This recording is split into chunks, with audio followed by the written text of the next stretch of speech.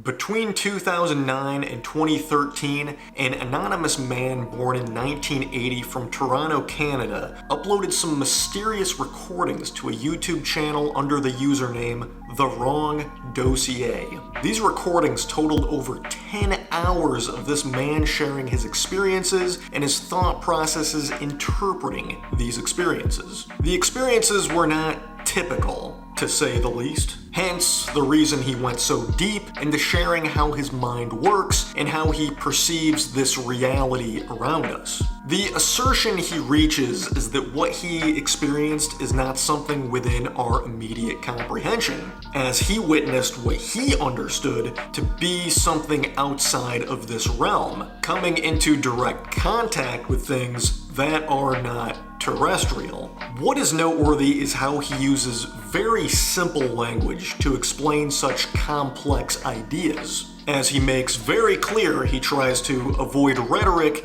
in order to word things as plainly as possible. This channel remains a large mystery, in part to how undiscovered it is. When I listened to these recordings, the channel only had under 50 subscribers and under 13,000 total views. Despite being an incredibly interesting collection of recordings, this remains a very small channel, and there is inevitably zero discussion of it online. The About section of this channel is as follows. Most of my earliest recordings are of moments in complete darkness alone in my room, not caring about how slow I was talking or whether anyone was listening. It was more about trying to convey to you exactly what was going on and choosing my words very carefully. Now, I am becoming more aware of the fact that all my recordings are kind of like a personal journal, and I am less worried about using the perfect words. There are things that I learn or become aware of that I want to share with you and remind myself of too. I am always continuing to become more aware of this reality and the other ones. Some of these recordings are some of the most unusual things I've ever listened to. I cannot pretend they are not unusual. However, when looking at the ideas presented, he does put some things in a perspective I had never considered before. If anything I say sounds out there, it is because I am at certain points stating his thoughts verbatim, and the context may not fully make sense until later on. This is one of the most interesting yet mysterious channels I have ever found. These are the thoughts through the years from The Wrong Dossier.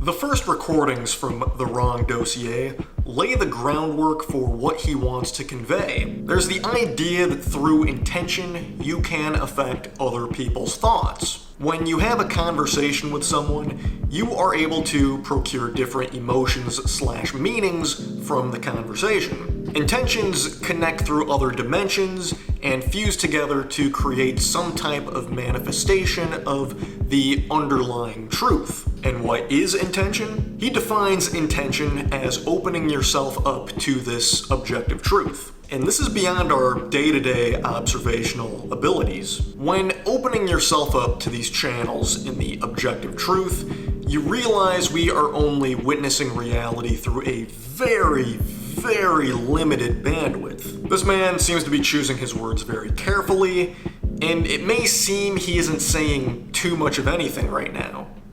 Or maybe he's saying everything. Who knows? A major point he touches on is that there are battles that go on every day between that which is intending for you and that which is intending against you. Sometimes your thoughts may make you do the right thing.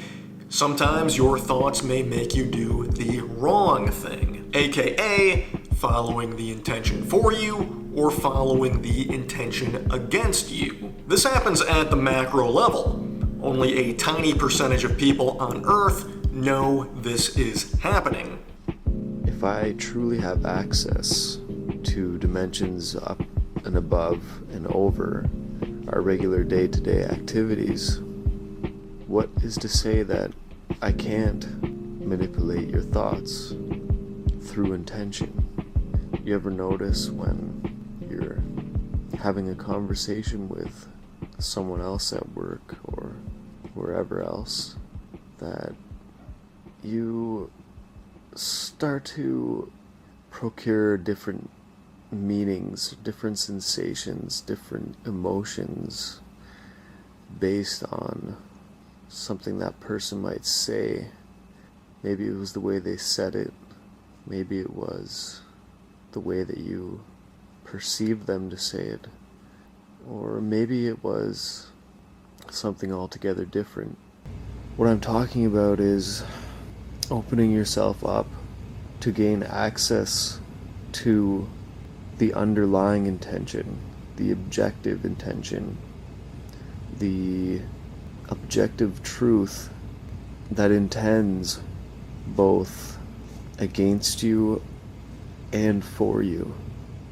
When you open yourself up to these channels and you allow yourself to have access to the underlying intention, you begin to realize that we are here witnessing what we witness, yet it is only a very, very minute bandwidth that we are witnessing on the macro level, as the billions and billions of sentient beings on this planet each go through this process every day of channeling through and following that intention. Now, only a tiny percentage of people on this earth are actually aware that that is what is going on. The description of his recording, titled Psychic Pathways, is as follows: a different dimensional frequency, simultaneous pathways. Speak without speaking, hear the truth and be susceptible to that which intends against you. Being vulnerable to their penetration is good for you. You will show what it means to intend to give and receive simultaneously. He asks if he really cares that you're listening to him right now. Whatever you want from me is your weakness because you're in a taking position, he says. Your intention is not of this dimension that he is sending these frequencies through.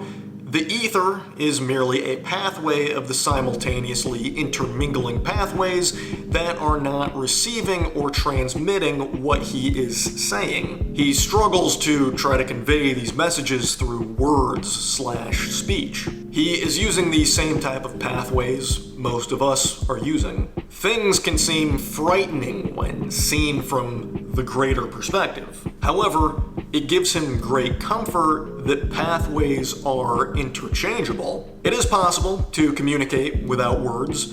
There is a point of human awareness where words actually become unnecessary. This recording has a video in it that shows a slow zoom out of a picture of the Earth. As it zooms out, you see that the Earth is merely just the top of a skull.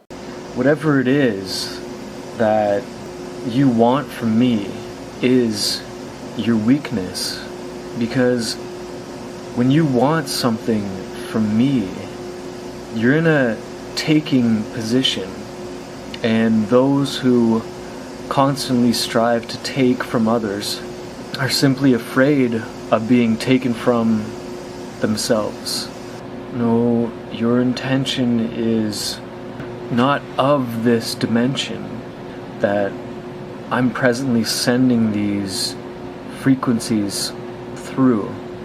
I'm having a very difficult time right now in attempting to express what it is that I need to convey to you. He states demons are real, but also not real. And he goes on to explain why he states it this way, why he uses this word despite it not being the most accurate word for the idea he's talking about. Demons aren't of this plane, but have access to points of consciousness. Once you become aware of sensing/perceiving directly through your mind, you'll know when another human being is being animated from this intention. So a demon is simply just a function of the underlying intention against you. This is the word to symbolize what's going on. Fortunately, that which intends against you is the perfect reciprocal for that which intends for you, which is something interesting to think about. These terms are not discrete, as everything is continuous. Instead of choosing different paths constantly, or just one, he encourages to walk all the paths at once. Once you start to gain this knowledge and open up, things will start to happen, and not just because you're looking for them to happen. He explains why not to look for symbols. Don't look for things to start happening, because when things start happening, you'll most likely dismiss them because you aren't programmed to accept that type of reality. Demons aren't of this plane, but they do have access to many different points of consciousness at any given time. I could be standing on an elevator with someone, and I'll know that they're being actively animated by the underlying intention that is trying to intend against us. The demon itself is not discrete. The demon is simply a function of the underlying intention to intend against you.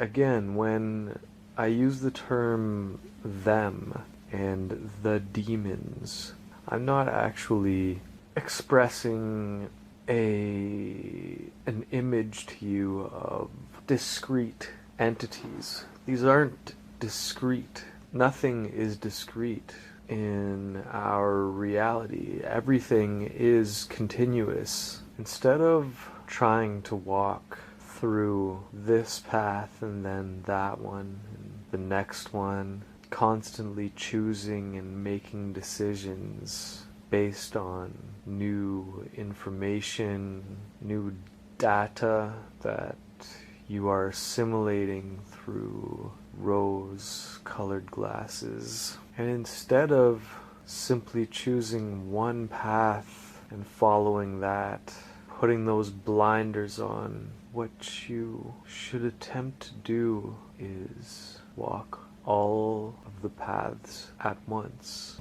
I've found that much in the same way as someone telling you that a symbol means this, or that they can see certain symbols which mean this, hidden potentially, or just beyond your mind's eye. I found that it actually hinders your ability to further open up and extrapolate the first little morsels of the underlying intentions. You've already encountered countless of these types of situations, but you were not aware you were in the presence of it. We're so fixated on the past and future that we fail to recognize the present, the now. A description for a recording around this time period is as follows.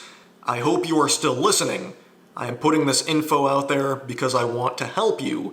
It is not necessarily me speaking, but I'm trying to speak on behalf of the underlying intention that intends for you. I am trying to use as little rhetoric as possible, and that is why my thoughts and speech are slow and cumbersome. It is not an easy process to fine-tune your mind to undergo the oscillating of the ego. He compares us to electrons. He talks about learning by trying to see everything. The ego is the mind's eye. Never happy, but always looking for happiness. You've already encountered countless of these types of situations. Were you aware that you were in the presence of such a force? Maybe. Probably not. 99.9% of all the people around you are under total and utter mind control. From birth, you were raised to worship that which you can never be. You're raised to constantly be looking into the past and into the future. and never focusing on the moment. You are an electron orbiting your own spirit. Your ego is a manifestation of what your mind's eye perceives. What it perceives is based on what the underlying intention against you wants it to be. As both of the underlying intentions work for and against you, you can either learn by seeing everything, or you can be in a continuous, consistent state wherein you will be trying to see everything and in the process see nothing. And as our minds are in this constant flux, this constant oscillation, so is our solar system, so is our galaxy, so are the countless other galaxies, and so on and so on. What is occurring out there is the same thing that's occurring inside of you. Again, you spend the greatest portion of your day under something he can only describe as mind control. When you go out into the world, you again don't want to be looking for conclusions/symbols. Having expectations of what you will experience is a narrow path you want to get away from. Usually, people will refer to the narrow path in a positive light, but the Wrong Dossier takes a different perspective. He says if you follow what you call a narrow path, you could very well just be copying someone else's path, which could be a completely wrong path. It's not your path. And any teacher you look up to is only relying on their own path. So aim to collect from your experiences without trying to collect. This is what life is all about. Going through experiences and trying to learn. He points out the ego is quite susceptible to interdimensional forces. He states he is using as little rhetoric as possible, as much of his terminology is not the perfect way of describing how things work. It becomes evident through listening to these recordings, he is by no means a skilled orator. He stutters and stumbles. I've heavily trimmed out the empty air in these recordings to get to the audio you're listening to now in order to help his words flow more clearly and for us to hear these words in a more effective manner. However, his seemingly unprofessional speaking abilities may be a sign of authenticity. There is a lot to be said for him expressing his raw thoughts as they come to him and not just uploading crisp and polished works. We're getting the real deal from this guy. Fittingly, a description of a recording he posts around this time. He says, some of my recordings are better than others, some of them are more useful than others. It is just very difficult for me to explain myself right now. Hopefully the more I try to do it, the better I will get at it.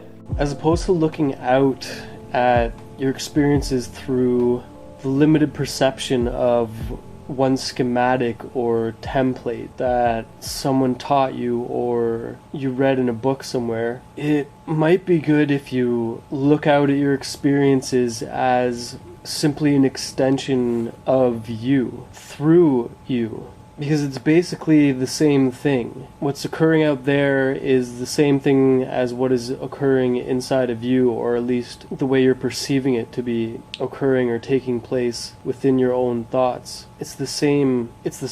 You are going to spend the greatest portion of your day under some form of mind control or another. Whether it's passively stemming from a TV advert that is running in a shop as you walk past it, or whether it is aggressive, like the kind that some demons will employ. Again, if you listen to my other recordings, you'll know what I'm talking about when I say demons. I'm not talking about some guy with horns and a tail who exists in the pits of hell and is colored red, or whatever preconceived notion you have in your mind. Don't get caught up between the notions of heaven and hell, or any symbol for that matter that you've been spoon-fed since birth. Those are all just trap doors, and your ego is just waiting to fall in. But just remember that no matter how many truths a teacher can tell you, or how altruistic or magnanimous that teacher may seem, they'll always be drawing from what they have learned from their path, which in essence is the narrow path in relation to your path, but it's not your path. That's what life is all about. It's going through experiences and trying to learn, and you'll keep going through them, and maybe several experiences occur, maybe 100, maybe 1,000, maybe 10,000 experiences that you have locked away in your subconscious, in that region of your mind, which I want to say it is part of your mind, but you have to examine the fact that when you take in data or information, and you don't consciously have it in use, or you dream something, or you have a memory of something and you totally forget about it, and then it returns to you someday. Do you honestly think that that thought, that notion, was physically stored in your cerebral cortex the whole time?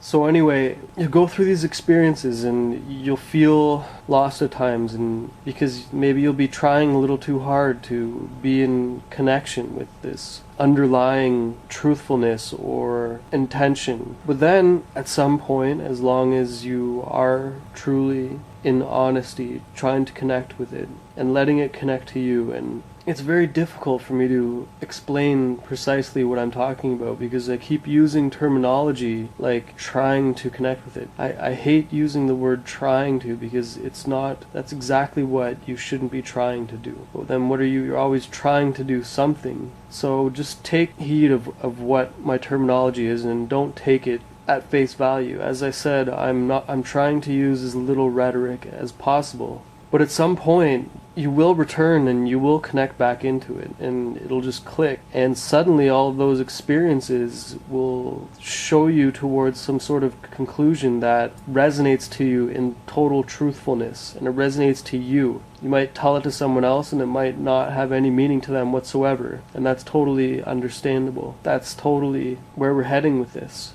He questions the definitions of giving and receiving. Giving and receiving is more dynamic than our surface-level understandings. True giving is giving without expecting anything in return. Therefore, giving and receiving are ultimately one and the same. So pretend like you were one of the first human beings ever who was conscious of his surroundings. There was a sense of intuition, and through time we have disconnected from intuition, and now we're constantly worried, in a state of anxiety because of this disconnection. Our egos are being torn from us. When you open up, some things will scare you, but you will be confident. I guess when you recognize the challenge, you will be prepared for the challenge, because you see that a challenge is there. He encourages people to learn how to be the subject of the objective truth. Pretend as though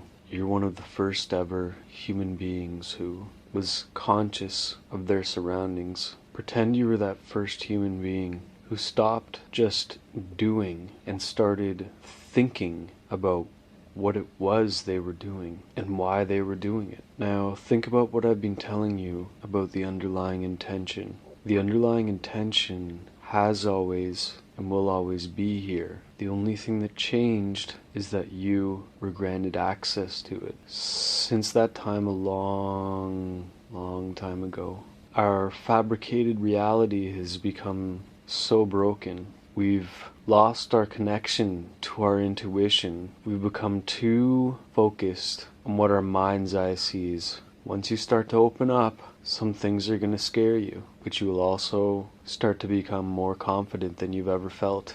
What you're going to have to learn how to do is be the subject of the objective truth. What you're going to have to learn how to do is subject yourself to the underlying intention. It will intend against you, but it will also intend for you.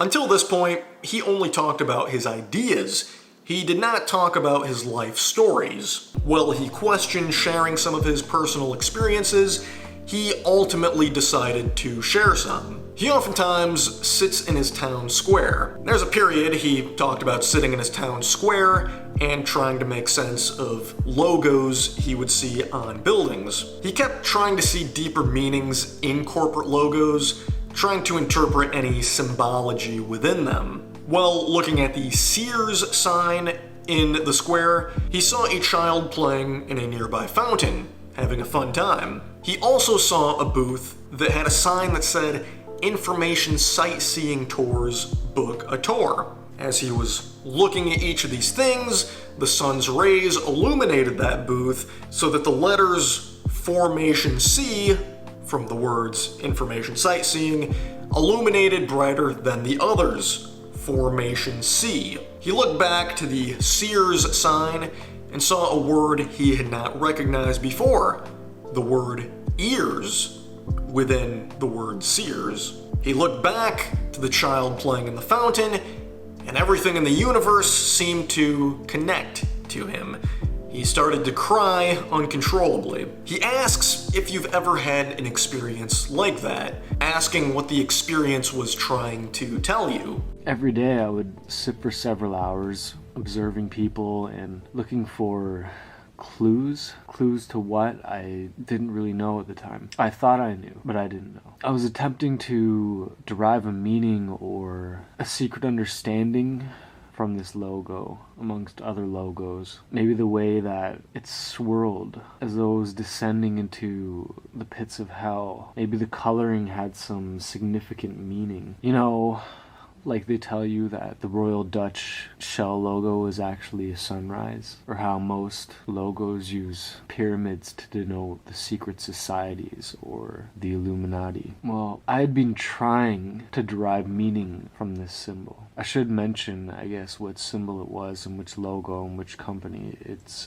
Sears. My conscious ego felt like there should be some underlying meaning in, I guess, all of these corporate symbols. That's what they teach you, right? I should be able to see something that, I don't know, corresponds with evil societies or occult rituals. So again, why was I not seeing anything when I was looking? Later on, I began to realize why. At the sign on the front of the booth, and it said, "Information Sightseeing Tours, book a tour." The sun was incredibly brilliant that day. The child was having so much fun playing in this fountain. And then, without any of my ego's intention, suddenly the sun's rays began to illuminate several of the letters on the sign. The letters FORMATIONSEE. Another experience he talks about is falling asleep and thinking he saw a spider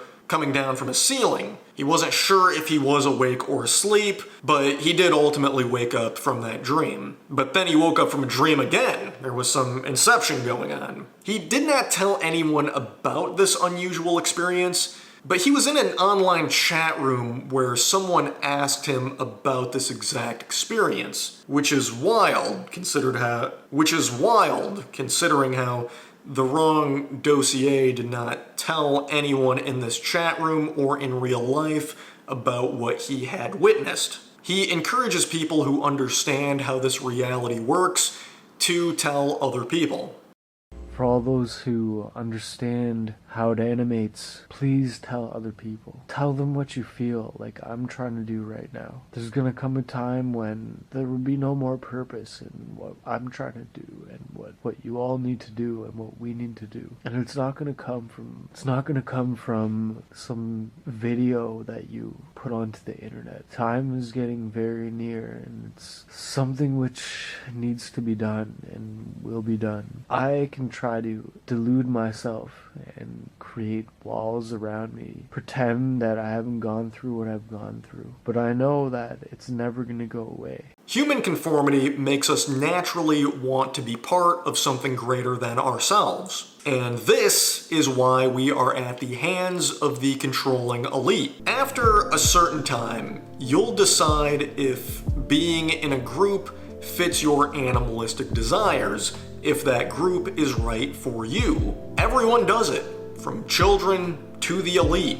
we're drawn to groups. A kid who wants to be accepted among his peers in school will do stupid things just to fit in. In the same way, an adult who wants to be part of a secret society will do stupid things just to fit in. When I was in college, I was shocked how down bad these dudes were to get into fraternities and the wild things they would subject themselves to just to fit in. If you've never heard of the elephant walk, don't look it up.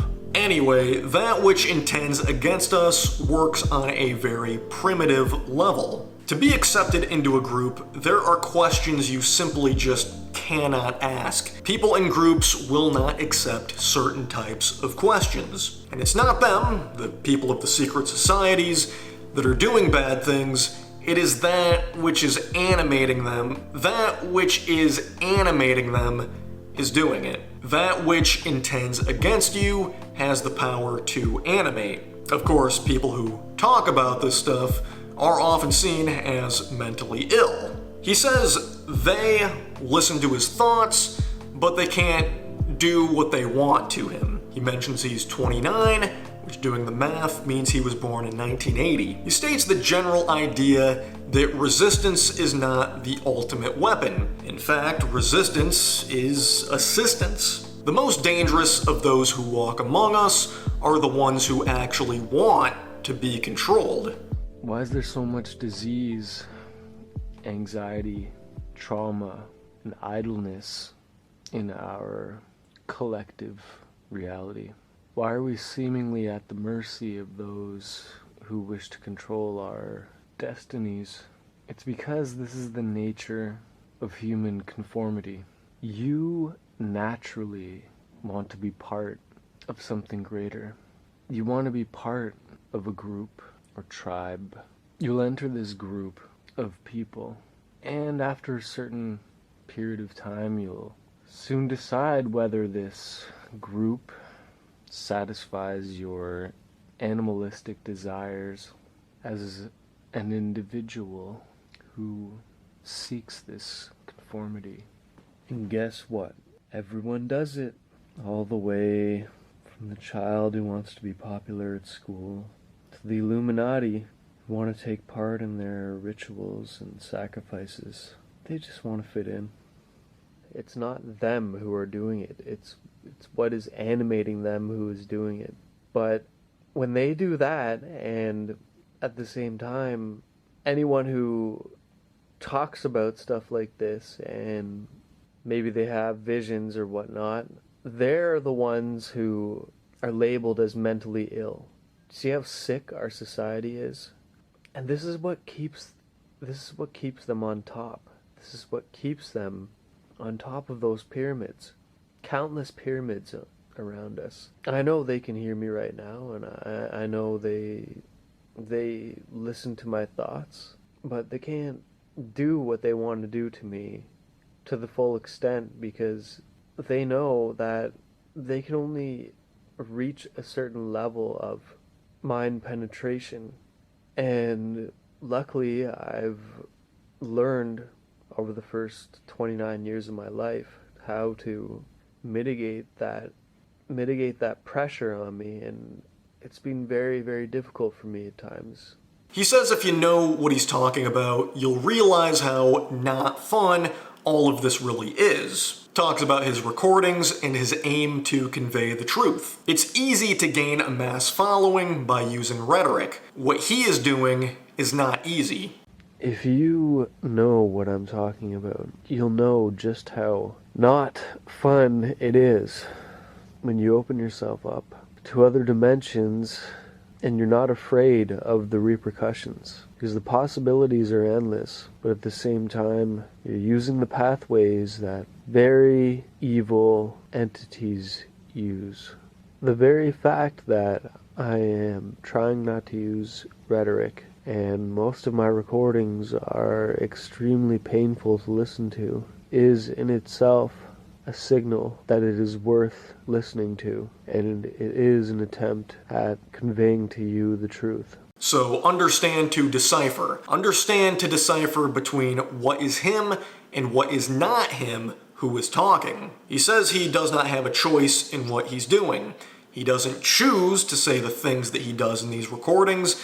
These are just things that are in need of being communicated at the time. Sometimes the force that intends for us speaks through him, and sometimes the force that intends against us speaks through him. He does not have a choice in that matter. What he is experiencing transcends logic. He mentions how religion created a separation between us and that which intends for us, calls this separation the illness, and then provides the antidote for that illness. You can't consciously tell when a demon is manipulating you. He compares the experience of life to that of a reflective stream, and he tells a story of a dream he had where he looked at his reflection for what felt like ages and he became a tree. It was as if he used to exist as a tree. This did not feel like a normal dream. This was very real to him in that moment. When I make these recordings, it is not necessarily me speaking at any given moment. And if you can decipher when it is that I'm talking, then you can start to understand how to listen. This reality and the things that affect your conscious understanding of it feel like they need to be finished, and not in an escapist type of way. Just that I'm not scared of death. I'm not scared of this ending. See, that's what they want. That's their weakness. They want you to die. They want you to be displaced and disconnected from what it is that you think you're staying secure from. The purposes are so simple and obvious. Once you get to understand how they try to manipulate the underlying energies, you see they have access just like you do. Unfortunately, most of the people have no understanding of what the underlying energies are and how they can be drawn out and manifested by certain entities. All you and I are doing is connecting to the underlying intention. We don't have a choice in affecting it, but we can affect our surroundings by allowing it to be channeled through us. And you think that I have a choice in this matter? You think that I'm consciously trying to psychically connect with someone else in the room, or that I'm attempting to manipulate someone? I have manipulated in the past. I had a job where I was paid to manipulate people and extract information out of them without them knowing. This isn't about logic. This isn't math. There's no such thing as a perfect triangle except inside of your own mind, which in itself is a wasteland. It's basically like a reflective pool, a reflective stream, and you can see the reflection, you can be aware of the reflection, but you aren't looking, and that reflection is, I can't really discuss that. I can't really use words to convey what I am needing to convey to you.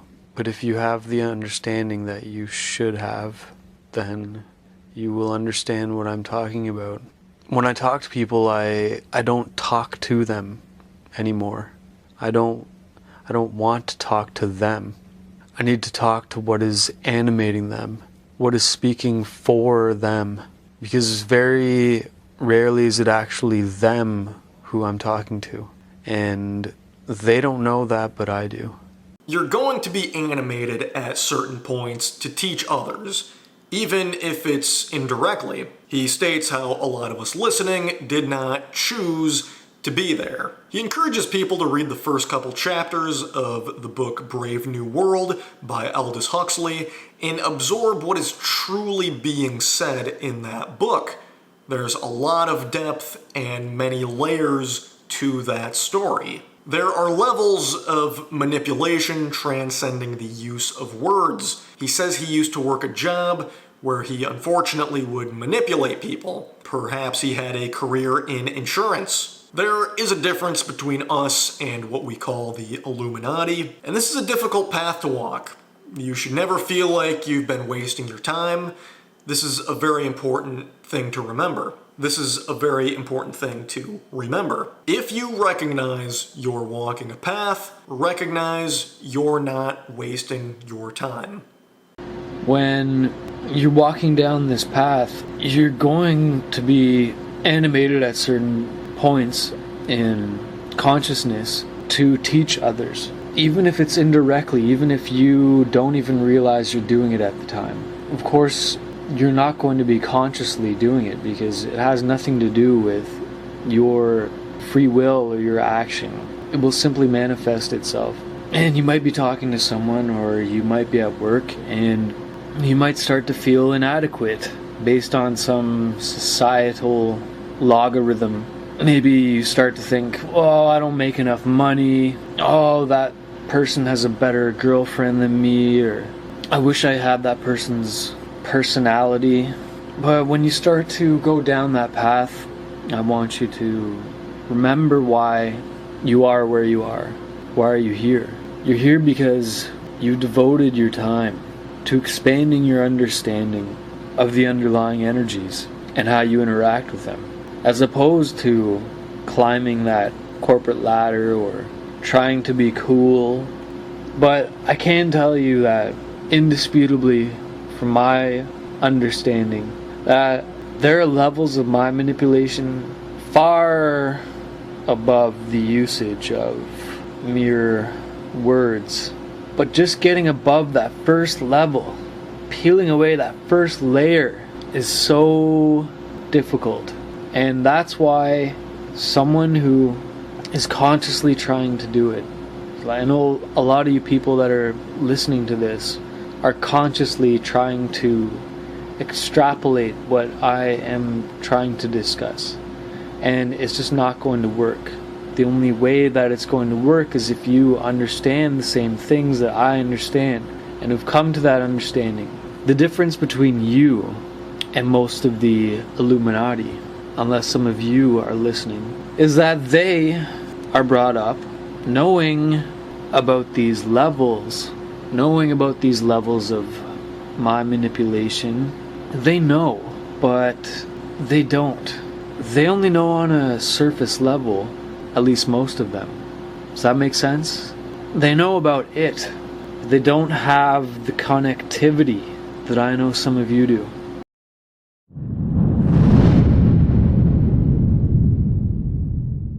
In 2010, The Wrong Dossier started opening up a lot more about his experiences. He even shared a few recordings of things he saw in his town square. If you swish your hand around in a pond, the water droplets always end up where they need to be.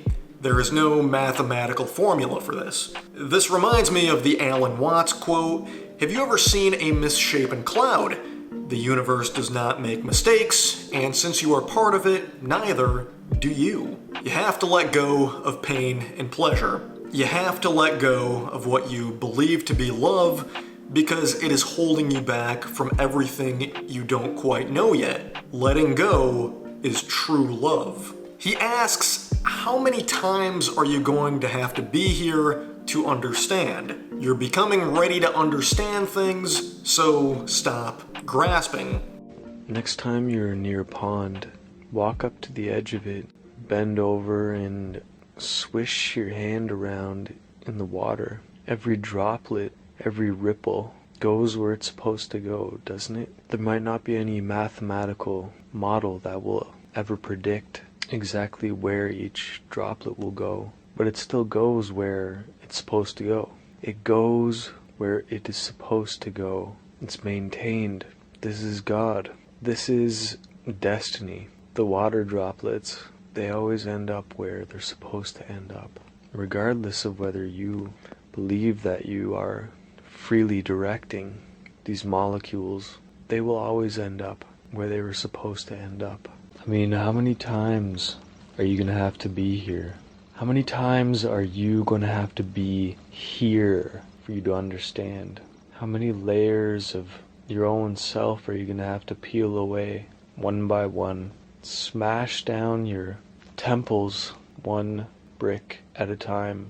He says he has looked into the abyss and has never seen anything like it. What he has seen in his lifetime will never be erased from his memory, and he has changed because of it. He gives an analogy of what he is trying to help people accomplish through his recordings. It is not through becoming something else entirely, but through realizing what you, as the observer, actually are. He gives an analogy of a pincushion to represent this.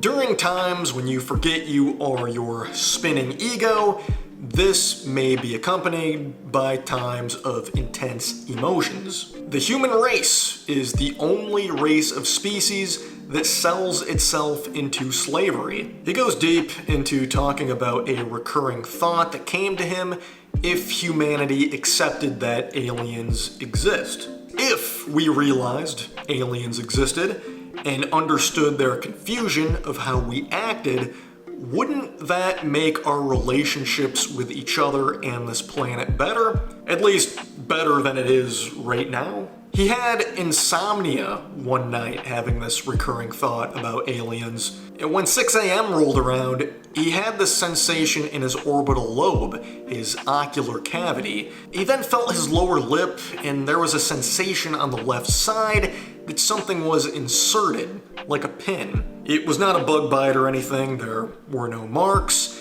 but he still had the sensation that something was there. It did not feel normal. He feels what is in his head is a waveform. It felt like a small piece of technology was implanted. I think a good analogy would be that of a pincushion. If you think of your mind, and when I'm using the term loosely, the term mind or the term self, those terms are quite up for debate at this point. Think of your mind as a pincushion, and think of you slowly inserting pins one after the other into that pincushion. Each pin is like a transductor. It's like is that a word? Pin allows you to become further and further entangled in full awareness. And again, historically, awareness has had an implication of self.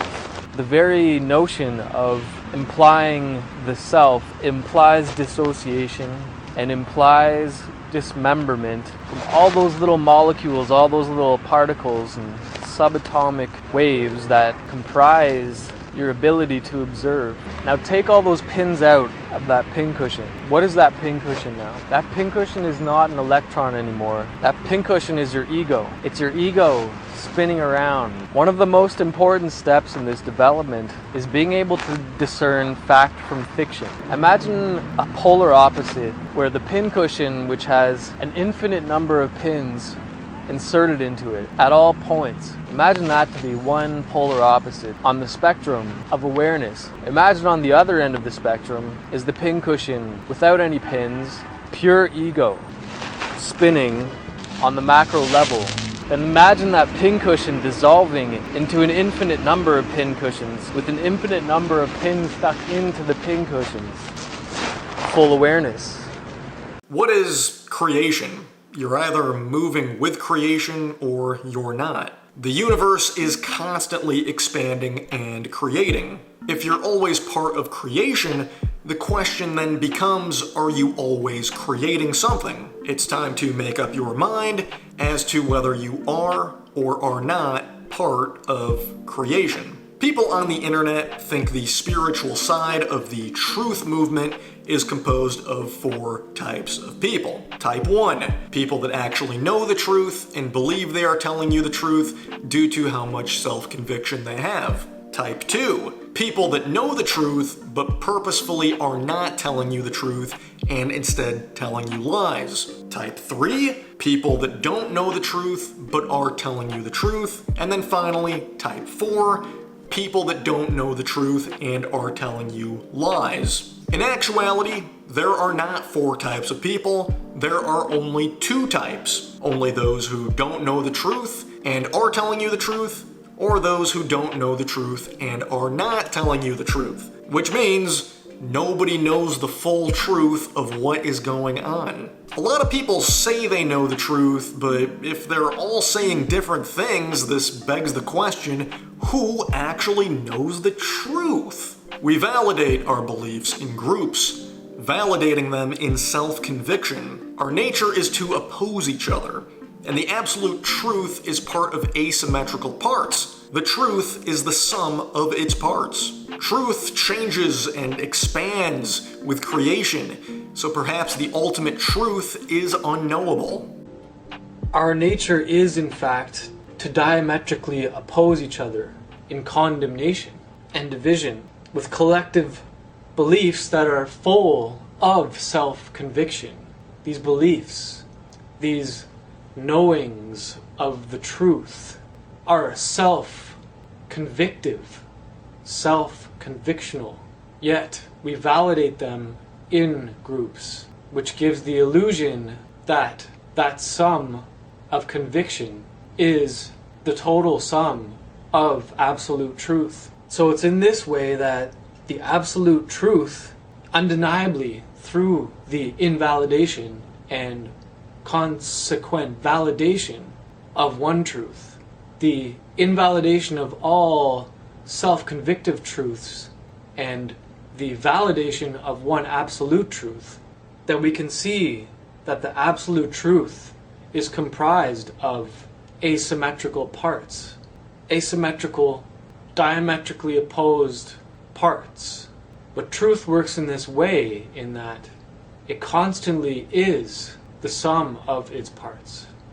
His long recording titled Astral Projection has a description as follows. I basically go over my astral traveling experience near the end of this recording, but I also discuss the way I let the universe flow through my being. Certain entities are prevalent, ones that I become aware of, who they could possibly have been only later on in consciousness. Also, a discussion on whatever comes to my mind as I walk through the city and park. I haven't done any research on remote viewing or astral travel, as in how to do it or whatever. It's not something you need to learn how to do anyway. It's just something that happens with certain circumstances. Also, all that remote viewing gimmick is a pile of you-know-what. There is a framework between each of our centers of consciousnesses that allow for entry/exit of frequencies and entities. People who have had near-death experiences can sometimes see their own bodies. How does consciousness make this possible? How can our subjective minds be able to view this objective experience? Well, it's because you're not actually leaving yourself. It's just a different point of view from the same hologram. When we're born into this world, we do not initially realize we can interact with this physical world. It is something completely foreign to us, something completely brand new. We can manipulate things around us. You can pick up a ball and throw it, and while it is flying, in that moment you think it can fly forever. You are on top of the world and can accomplish anything. You are unstoppable. You can manipulate anything in reality. Of course, when that ball is flying, eventually gravity makes it fall, so it does not fly forever. So instead of throwing that ball, try throwing your consciousness as far as you can throw it, and see if it lands. See how far it can really fly. Really, see how far you can throw your consciousness. The Wrong Dossier says he would never, ever suggest meditation. He says to never try to focus your consciousness. If consciousness needs to focus in, then it will focus in. So you could already be an agent being used for remote viewing, whether you're sleeping or in a state of altered consciousness. There are things constantly going on around you. This is similar to the idea of the Smiths as shown in The Matrix. Who knows who they really are? Who knows how they really work? These things are happening just in the very fabric of normal everyday conversations you have with people. Seemingly meaningless conversations can actually be exchanging a lot of information on a deeper level. He often likes to walk by the fountain near him, which is what he's doing now, as he talks about the importance of not dismissing your dreams. Dreams where you're climbing up a stream may be common, and they have a deeper meaning. Relating back to meditation, meditation is actually an attempt to try to cap the mind, putting a cap on a bottle. You actually want to remove the cap from that bottle and allow things to just flow through the bottle. When you're feeling that flow, you'll know. It won't be consciously. When you feel that, that is when you'll be capable of leaving your body. He says he's not sure if there's a correlation, but the last time he felt that way was when he had that experience of feeling that waveform being implanted in him. The last time he was staring at a fountain and opening his mind's eye, all he was focused on was the complexity of the water. Nothing else, just the sheer complexity and magic of how the water flowed. At some points, you become the perfect channel for things to start happening. He became a channel at this point. He started hearing a voice and interacting with it briefly, and he started going through some kind of motion he cannot fully explain.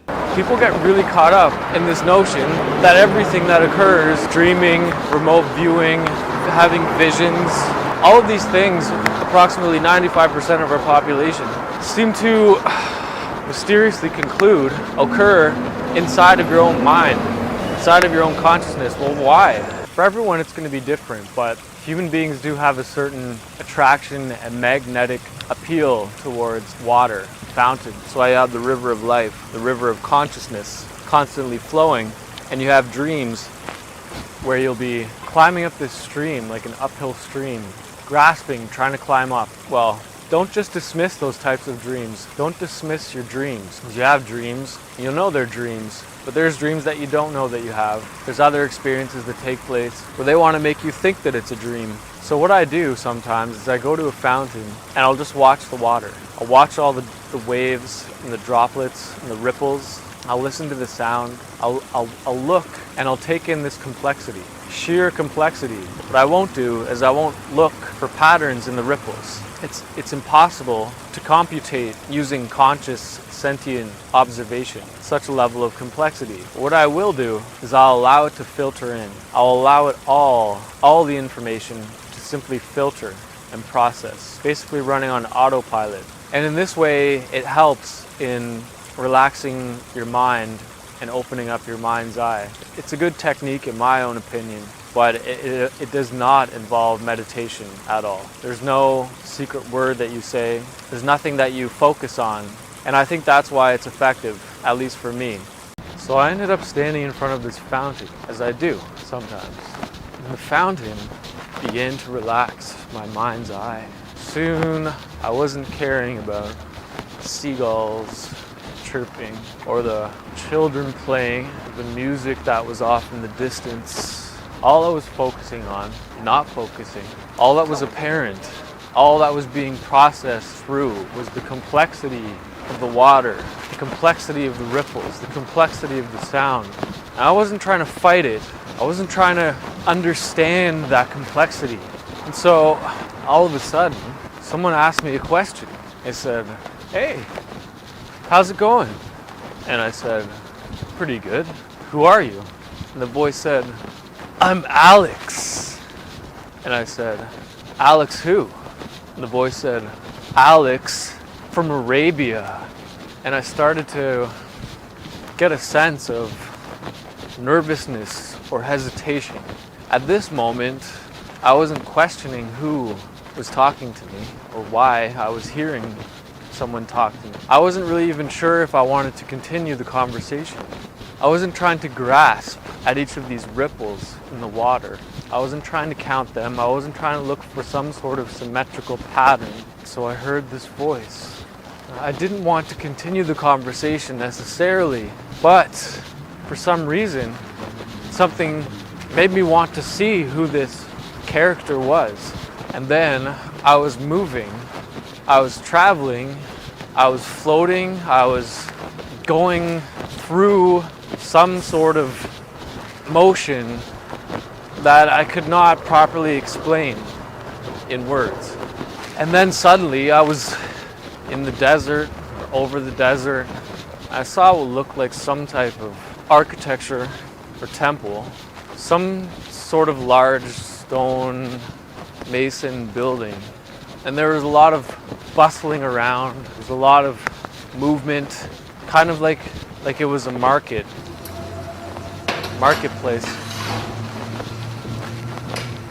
And then I heard this banging.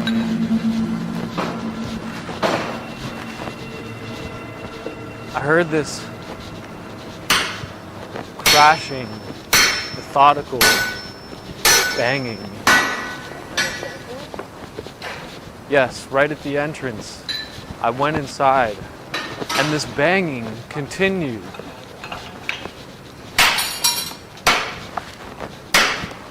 I started to decipher what it was. It was a metalsmith, or some type of a stone hammer being used to shape metal or hot ore. And then I saw Alex, and he saw me, and he continued his work.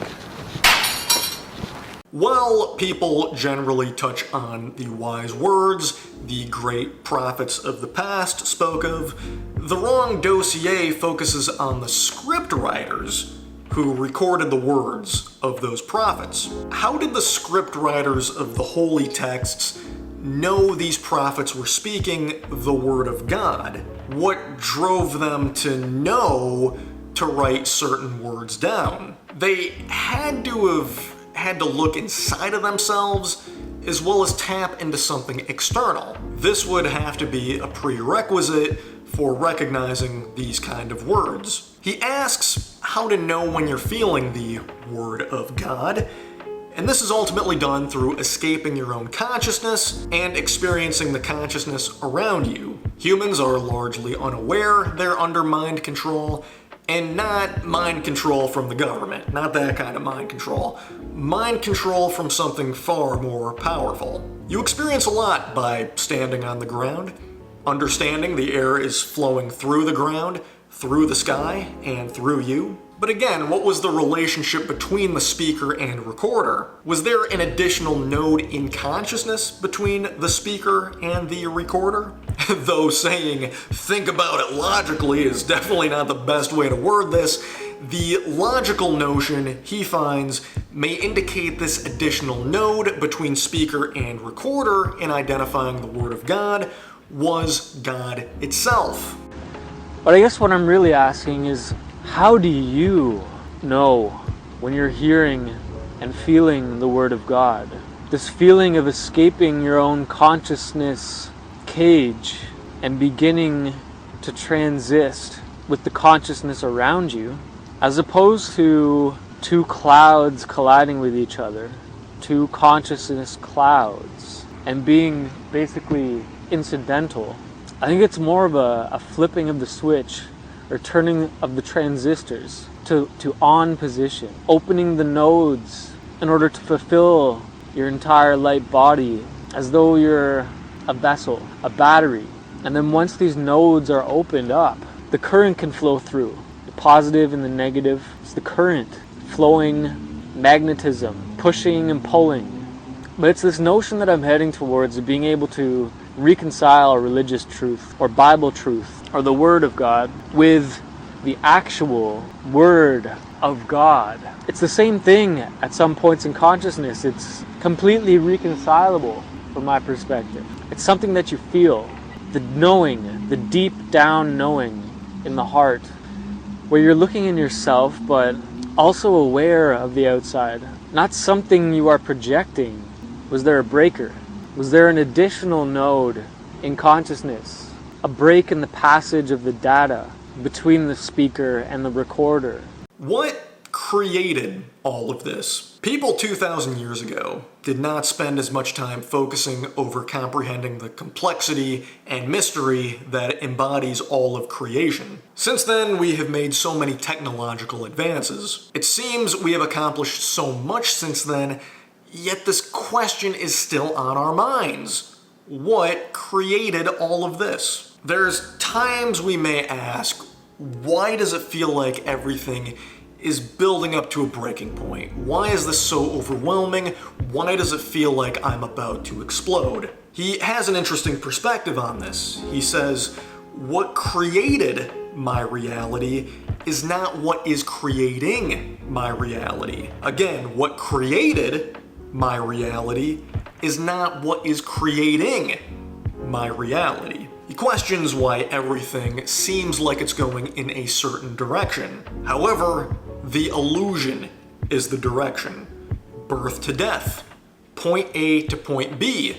Is direction found in nature, or is it a measurement that we have created? He asks listeners, are you taking all of this in, or are you pushing it all out? Everything has its nothing. In his long recording titled Knowledge, he specifies it is the night of the winter solstice, December 21st, 2010. He also specifies he lives in Toronto, Canada. These universal truths are not taught to us in school.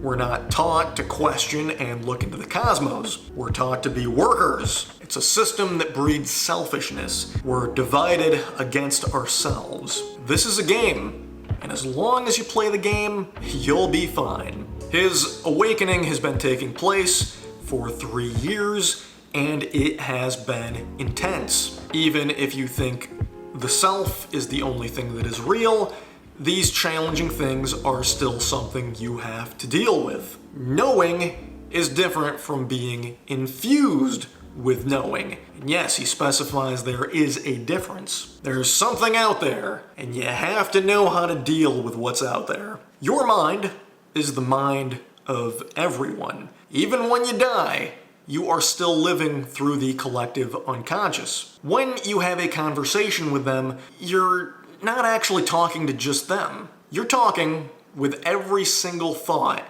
that's been around since the existence of sentient man. Understanding our true abilities is what awareness is all about. Being in the truth movement does not make you awake. He did not read a book. He did not watch a video to start waking up.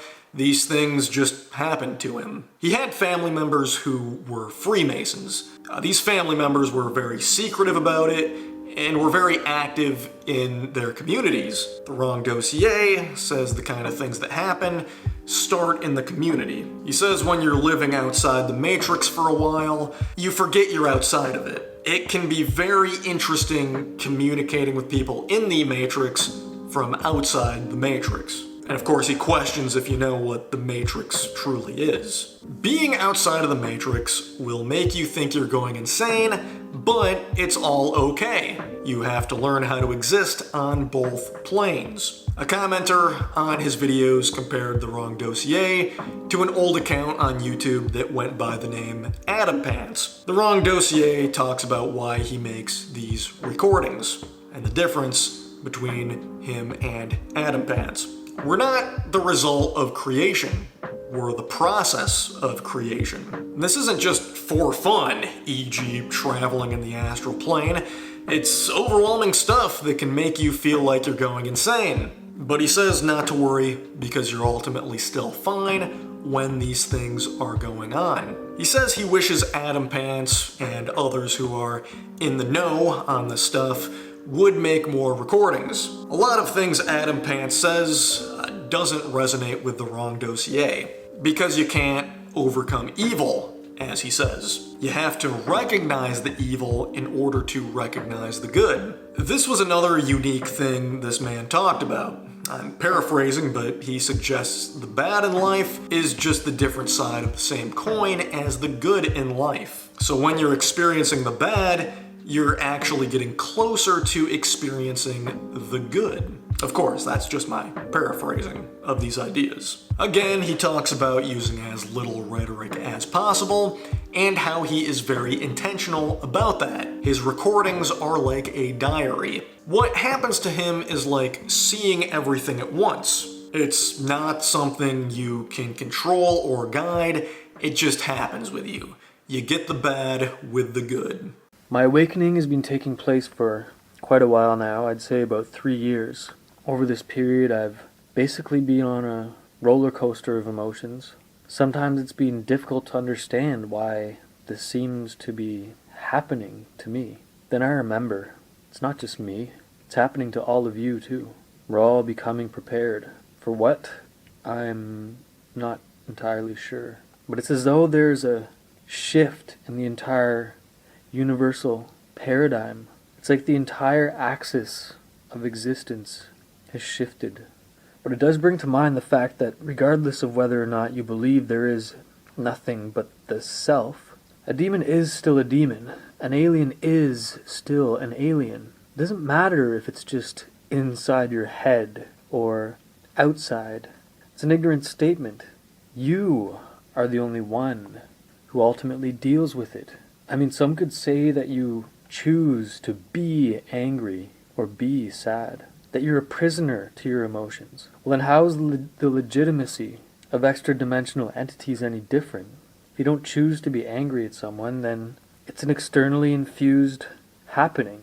Some stimulus entered from without and produced a happening within. It's not like you were predestined to become angry or sad. So why is it so hard to negotiate the possibility that external vibrational programs, whether mechanic or organic, can be transmitted from without into your being?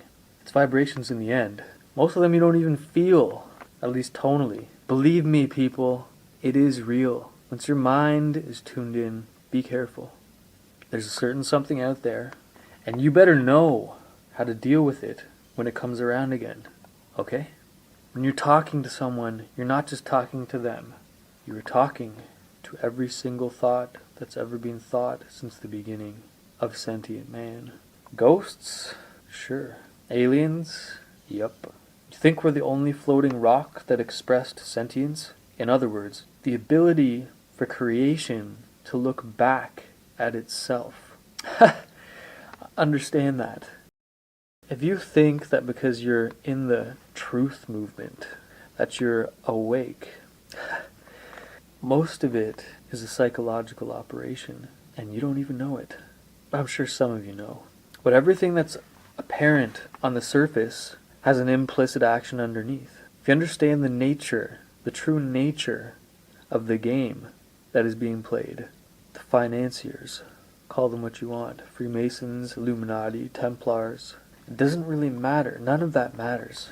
They're just words and labels, names to throw you off. Christianity, Islam, Judaism, they're all co-opted. I know you know that, but I'm not talking to you. Just like the hippie movement, the English invasion, the Beatles, the baby boomers, these are all orchestrated. You see, I don't need to read a book on the secret Rosicrucian Brotherhood or some esoteric book of that sort to know what is going on. What got me off started in this direction. It's not because I read a book or I watched a video. It was just an overall sensation that something is not right. Well, one commenter commented that I was copying Adam Pants from YouTube. Jonathan. I think we all know who Jonathan is. I did address this in a recording I made a while ago, and I have listened to a lot of his recordings, but as I was listening to them, it's not as though it's exactly like he says, like you can't magnetically bond yourself to something. It's good to take what you want, look at it as though it's a passing stream. And a weary traveler may come, and they may feel thirsty, and they may gather from the passing stream. And that's what it is. But the reason I started making these recordings was because I wanted to share what I know. And I felt like there was no one anymore who was talking about this type of stuff. See, I'm not making this stuff up. All of the experiences that I would tell you happened to me. The way that I'm trying to cope with myself and to bring forth a better awareness is by making these recordings. I'm not trying to copy anyone. We're not all about seeing entities or reading minds or blah blah blah. They're also just about having a greater awareness to what's going on. It's kind of like you can just see everything at once. It's not something you can control. It's not something that you can guide. But it's something that just happens. That's why it can be overwhelming, because you do get the bad with the good. And it's hard to filter, which is why I am beginning to believe that, yes, there is help. There is oversight. It will assist you on your path. It will show you something. But only if you need to see it. Only if you need to feel it. Only if you are ready. So on the night of the winter solstice in 2010, there was a lunar eclipse that happened for the first time in 400 years in the northern hemisphere. This would happen at 2 a.m., and he had to work the next morning, but he stayed up to see the lunar eclipse. He was in this weird state of not knowing whether he was awake or asleep. It was a feeling he had never felt before. All of a sudden, he heard humming, something machine-like, that was so immense yet so subtle at the same time. He saw the moon just 20 yards above him, and it was huge. It was the length of 50 football fields. He knew he must be dreaming, but then he understood the reason he didn't see the shadow. It was because he was on the other side of the moon. In hindsight, he was not in his room when he looked around. He was in a ship, which is what the humming was. Falling asleep, or being awake, or whatever it was, in having that experience, it was way better than anything he could have seen through a telescope. This was more than just a dream due to the immensity he experienced. He says it feels impossible to go back to the way things were before that night. 2010 was the year the Wrong Dossier started opening up a lot more about the kind of experiences he was having. What he went through in some ways reminds me of the YouTuber Galahad Eridanis, saying things along the lines of, "I did not ask for this to happen. I did not choose to embark on these kind of adventures. They just started happening to me."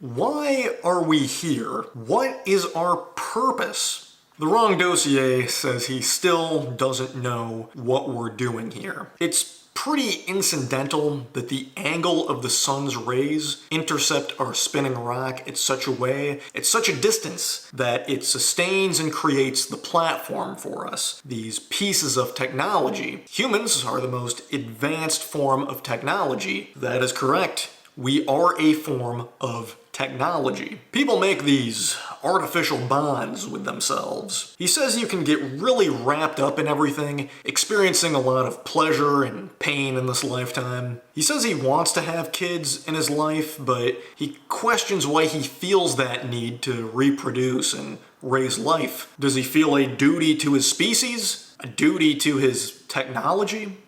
You can get really involved in the game, get really bent out of shape, have a lot of fun, experience a lot of pleasure, experience a lot of pain, get really wrapped up in it. I mean, you can pretend all you want that you're doing it for some sort of larger purpose. I mean, I want to have kids, but, why do I want to have kids? Is it in the name of humanity? Our sentience is advanced to a point where we feel that we've needed to branch out and create our own pieces of technology synthesized from other little bits and pieces of the rock, but I don't think any of that will ever match the absolute majesty and intelligence that we possess innately as pieces of technology ourselves. I don't feel as though it's going in any specific direction, and that's not a statement that I'm making perched on top of my egocentric self. That's a statement that I'm making based on prior experience of me connecting back into that which is the flow, or the up and down rhythm that is a light beam, and that is an incidental ray that is hitting our rock at the prescribed distance, at the prescribed angle, at each revolution of the rock around the center.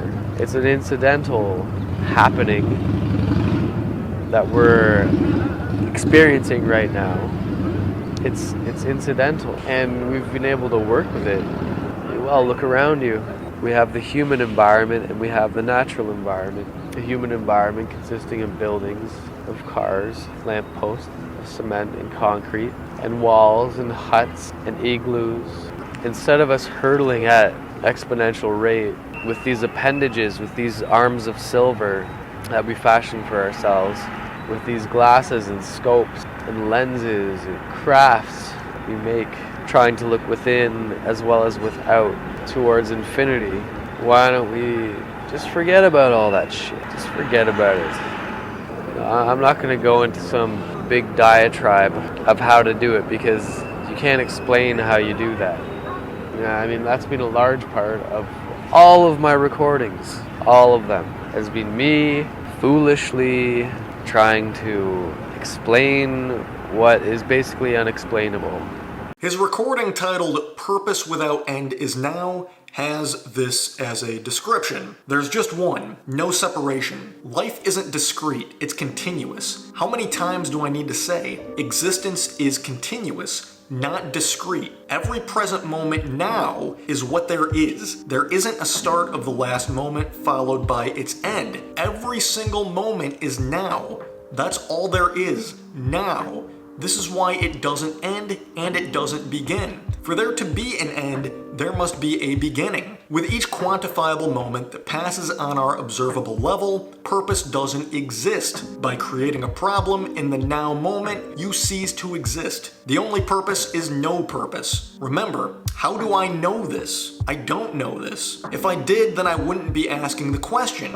Neither object man or subject man have purpose. The concept of time can only be thought of by subject and not object. But this again is two, and there is only one. So how can I remove myself from this equation? Remember, death and life is not two. Subject and object are not two. How do you subtract two from one? This is the illusion. Purpose without end is existence itself. To assert a purpose is to assert an end, and the present moment does not have an end. It only exists in the current moment. Do you want to know the meaning of life? I'll tell you the meaning of life right now. Obviously, the nature of this question would infer an answer of intention, an answer of purpose. So the meaning of life is purpose itself. Do you want to know the purpose of life?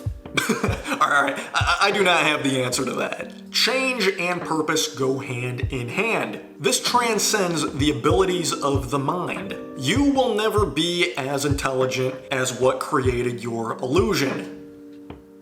The Wrong Dossier keeps saying if he knew the answers, he wouldn't be asking the questions. He wouldn't be making this recording, and he wouldn't be having this discussion. There would be no need for any of that if he had the answers. As soon as you delude yourself into thinking there's an answer, you've created the problem. As soon as you've created the problem, you've created an illusion. There are no problems in the now.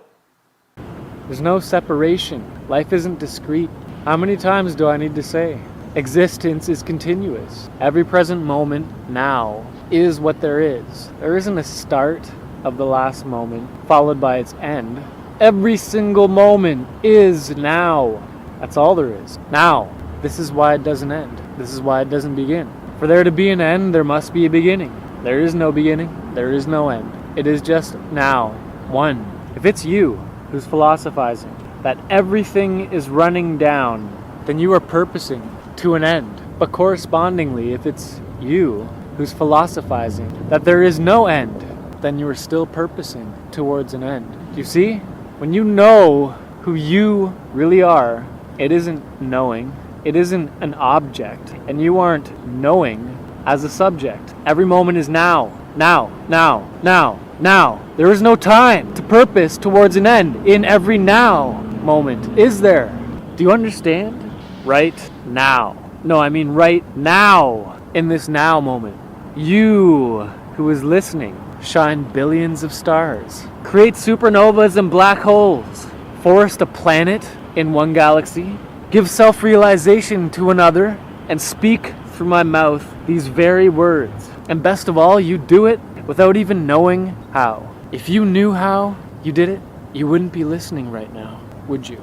Except that is, if you're creating the illusion of an end. Purpose without end is existence. You can't exist without purposelessness.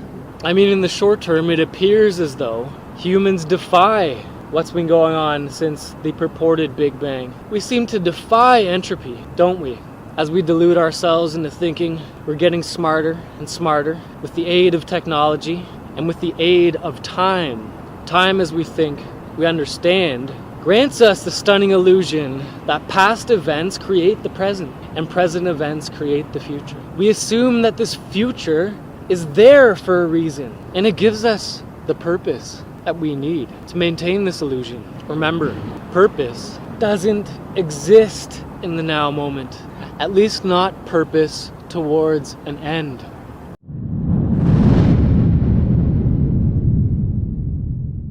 In 2012, he only posted one recording. This was a long recording about a significant experience he went through. Though he does not see the word abduction as the perfect word to describe it, he will use the word abduction as he cannot see any other word to use for this. Now, whatever is happening, he is stuttering and stumbling over his words a lot more than usual. One can assume perhaps he's recounting an experience he had immediately before recording this. He mentions the biggest lesson he learned from watching the X-Files back in the day is how people have the power to give extraterrestrials permission to abduct them. It is not as simple as being taken against your will. We have more power than we realize in this sense. Again, existence does not have a plot line. Likewise, our dreams do not have a plot line, but we rationalize a plot when we experience the dreams. The plot is an illusion, similar to experiences of abduction. I'm not necessarily going to go all the way and say it was an abduction. It was definitely a physiological experience, definitely some sort of interaction with either a projection of a demon within myself, within my subconscious, or an interaction with a non-local entity. Now, that's up for debate, obviously, whether the entity is housed inherently within the mind or whether it is an infiltration from the external environment. But I would put forward that it really makes no logistical difference, and I'll try and return to that later, but initially I just wanted to go over the experience itself. Whatever's occurring, biologically within your physiological system on the subatomic level, that's making each and every cell culminate into a consciously motivated descriptor. Whatever is making that happen must be manifesting itself from some sort of change within on the other side, and it's being translated through you as a vessel and through your either semi-conscious or conscious understanding, conscious experience, I should say, into some sort of a identifiable event which makes you want to come forward and discuss it as a noteworthy experience. I don't really know specifically how to describe it. I don't know if I have the nomenclature available to discuss it properly, but it's between your active I guess, cognitive understanding of your experience. It's between that where you're looking back at your experience. You're perched on top of a pedestal and you're looking at your experience. That I would say is a full waking state. Whereas when you're in full dream mode, you're experiencing, but there's no physiological bridge occurring.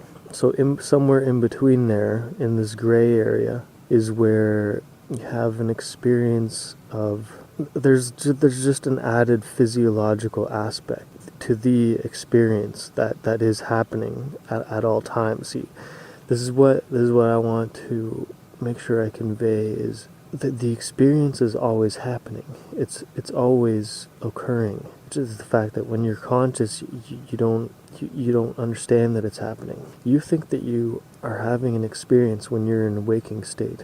Okay, and this is what I'm going to go over in future recording. I've been taking notes for a while about this, but when you're waking state, it's an illusion. It's total illusion. I think maybe I've gone over that before, but your total waking state illusion. In your total dream state, it's also, it's an illusion. But there's this gray area in between, and this is the area that I'm going to postulate. This is where abductions occur. It's not like you see a demon with horns on it, and it's got a tail and a pitchfork, and it's shooting its fire out of its nostrils. It's you're not and it's there, and it's making you feel scared. It's making you feel scared. No, that's not what I'm talking about. The reason why I decided to make this recording is because of the visceral, the actual experience itself. Okay, and it's not a conscious experience, and it's not a dream state experience. So what sticks around? We call them demons, or we call them aliens, or we call it God, or we call it, whatever it might be. Whatever conscious labeling we decide to give it, or, we call it a werewolf, or we call it the Loch Ness Monster, or whatever. I don't want to be too broad about it, but I mean, basically, these things are all being driven by things that exist. Okay, these things exist, but they don't exist on a purely subconscious level, or on a conscious level necessarily, because each of those are just offshoots of actual reality. So basically, there's projecting out of my body. There's a projection. Okay, now whether I'm projecting this entity outside of my body, or the entity is pushing itself to within this bandwidth, or I'm willing this projection outside of my body, is really irrelevant. The point is that the projection is there. The projection of the form of a demon face is projected approximately 2 inches in front of my face. And I'm holding it with what feels like my intention. I'm holding that demon, or, semi-discrete entity in front of me. And why is it a demon? It's a demon because it viscerally feels unstable. It viscerally feels like some sort of atomic mass is going to be deconstructed. Some sort of volatility is going to be introduced into the environment. It's not a clear day with a light breeze in a still waters. It's the precipice of a typhoon. It's volatility in the place of tranquility, not experienced by human, but experienced by existence itself. And I'm trying to hold this entity steady. I'm trying to hold it, and it's constantly. You see, it's looking out. It's looking out. I can't see its face. I don't see what its eyes look like. I'm not even gonna postulate that it had eyes, but it was definitely some type of a head form. I don't want to settle one way or the other, but it definitely felt like a projection. It was definitely a projection of a non-local entity. It was definitely not. It was definitely existent in a higher dimension, and I felt a lot of volatility from it, and I was having to hold it steady. I almost felt like the intention that was all around me was like a clamp. It was like a vice, having to try to tighten, trying to hold it still. Not necessarily because it was going to do me any harm, because I don't want to collapse into that kind of a dichotomy. But it was definitely, it wanted to be set free. It wanted to be allowed to have freedom. It wanted free will. It wanted, and it didn't have that. It almost had that. The whole experience was just basically that transitional state between having free will and me using my free will. So there were two wills, there were two discrete wills working against each other here. Whether it's you doing it to yourself, or whether it's, something externally that's happening, something really starts to happen. If you want to, there's so many things. There's just so many different areas and aspects that you can explore on this plane, in this density, but ultimately that they're going to lead you outside of this density. If that's where you want to go. It's there, okay? It exists, but you also have to be, on the right path, on your path. Certain things are happening around you. It's just whether you're in tune to them. And there'll be a succession of events, or there'll be, this happens and that happens, or someone says something, or whatever it might be on this density. You'll be aware that, there's many different things that are actually going on, which are culminating into that event. It's hard to kind of, quantify that aspect. From the time that I made the last recording for this channel until now, there's been a lot of, different experiences that I've had, different aspects, different perspectives, and it gives you the illusion that, you're heading towards something, and you're on a plot line, and that's why, it's kind of fun. But ultimately, one of you who's listening to this right now, you might be abducted, and you might not come back. So are you prepared for that? If you understand, if you're reaching that level of awareness, if you're reaching that level of awareness, you're exploring, beyond this dimension, not through intention, like I don't try to get into like states so I can experience other dimensions. It just kind of happens sometimes, and that's why I like to let it just flow. That's why I'm making this recording. That's what's driving it, is, I like to drive it with experience, as opposed to some book I read.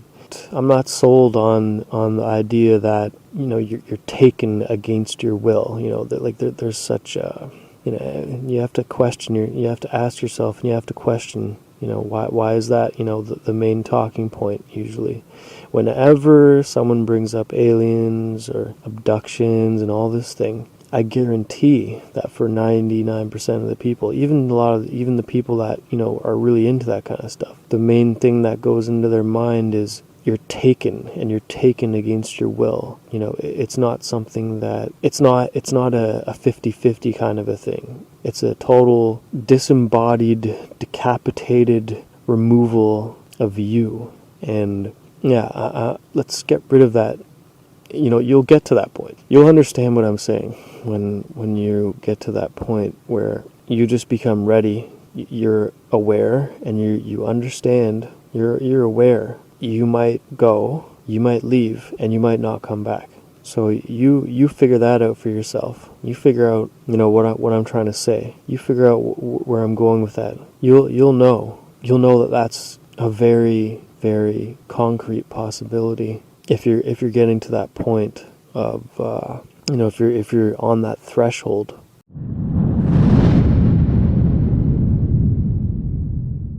It goes without saying, these ideas are going to be out there for the majority of people. If you want to try using facts and logic and rationality to prove the existence of interdimensional entities, well, good luck!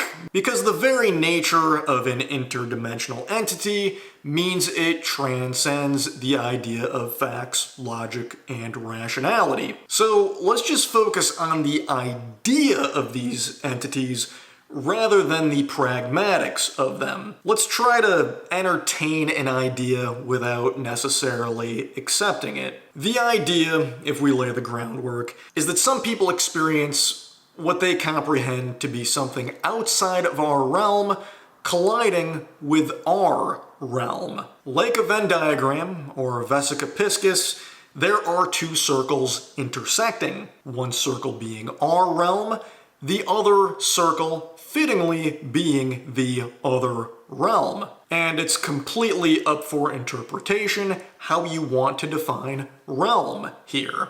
The nature of a Venn diagram is that we cannot explain everything that is going on because we are only in our realm, not the other one. We don't know the totality of what is in the other one. However, there is an intersection.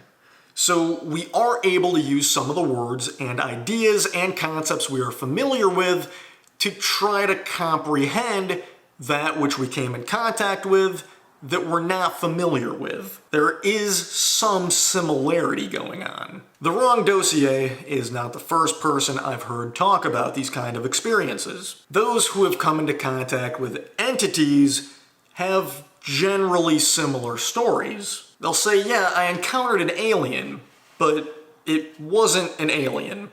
Well, it told me it wasn't an alien, at least not in the way we use that word, but the alien is the most accurate word in our language to describe it. It's the closest word we have. And when it told me that, it wasn't speaking English.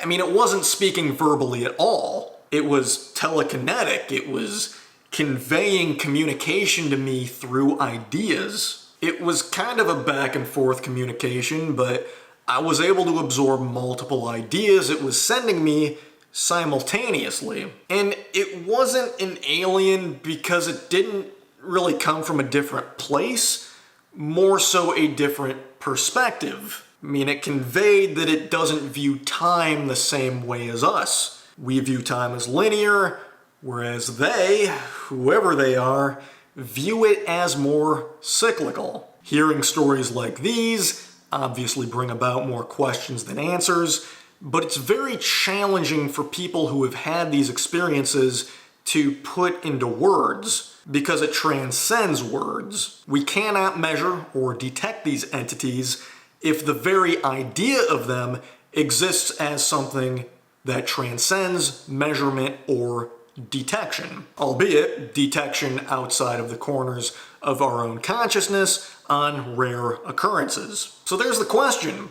Why do some people have these similar kind of experiences with what they describe as interdimensional beings? Now, if we try to dismiss all this by arguing that this is something only experienced by schizophrenics, the question still remains. It just becomes a matter of asking, why do some schizophrenics have these similar kind of experiences? But why does any of this matter, though? Why is it significant? Why should you care? Well, as one example, let's say you have a dream one night. It is the most vivid dream you have ever had, and you were flying in it. You were not bound by gravity, and you were floating through the air, through the night sky. You were weightless. It's one of those dreams where you wake up the next morning still feeling it. You can still realize how you felt in that moment. And let's say that next day you tell me about it. You tell me it was the most astonishing, incredible dream you've ever had. You exclaim, that dream was unlike anything I've experienced before, because in that dream I was flying. In that dream I was infinite. And then let's say I hear you say all of that and respond by saying, actually, no, you weren't flying because human beings can't fly, actually. Now, how would you respond to me? You'd probably respond by saying, Thanks for the scientific insight, Isaac Newton, but I think we're all aware the human anatomy does indeed lack wings. I'm saying this was a dream I had. This was my experience, my personal experience. I know you didn't go through that, but I went through that. And I just find it interesting I'm not the only person who has had a dream like that. It's interesting, there are some stories similar to mine. I cannot fully rationalize it, and I don't know entirely what I experienced, but I know damn well I experienced it. The nature of this subject matter means there will always be a disconnect between those who have and have not experienced things like this. The disconnect only dissipates upon a shift in perspective on understanding what is real. But what is real? These recordings were not the last of The Wrong Dossier. He uploaded one recording in 2013 where he asks the very question of what is real. And he suggests what makes us real is something not of this universe. If you say you don't exist, how would that be valid? How can something that does not exist have enough awareness to communicate that it does not exist? We are therefore something that exists. He encourages us to think of as many ways as we can to say this experience is transient. He then asks how there is in any way he could not be real. And so, finally, I leave you with the final thoughts The Wrong Dossier left with us. So can we not then say that the rule, the principle involved, statute, is actually, in fact, that there is no way that I could not exist apart from all of existence? And even though there's an illusion of my separateness to this existence, both spatial and psychological, there's no way of actually separating the two unless our existence here as a conscious organism was thrown into here as an ingredient from some other alternate universe.